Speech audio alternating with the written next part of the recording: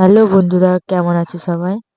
Finally 12 ঘন্টা train late থাকার পর যখন নেমেছি, সত্যি কথাই 12 ঘন্টা ট্রেন লেট। চলো, স্টেশন থেকে বেরিয়ে দেখা হচ্ছে। তো স্টেশন থেকে বেরোতে বেরোতে ভিডিও ক্লিপটা নিইনি, সোজা গাড়িতে এসে হোটেল যেখানে দাঁড়িয়েছিলাম ওইখানেই ভিডিও চালু করলাম। তো দেখছিলাম ঘুরে ঘুরে, অনেকদিন পর এখানে এসেছি আর এখানকার সবকিছু সম্পূর্ণ চেঞ্জ। মানে 8 মাসের মধ্যে অনেকটাই চেঞ্জ হয়ে গেছে। 80 বছরে একবার, কিন্তু অনেকটাই চেঞ্জ হয়ে গেছে 8 মাসের মধ্যে। পর পর যে গ্রামের দিকে গ্রামও নেই, শহরই হয়ে যাচ্ছে। তো ভালো লাগলো দেখে, তাই চলে যাচ্ছি ভেতরে, খাওয়া দাওয়া করবো। এখন বাজে 11:30। এখন তো বাড়ি গিয়ে খাবারও পাবো না, আর বাড়িতে কেউ থাকে না, সবাই বাইরে থাকে।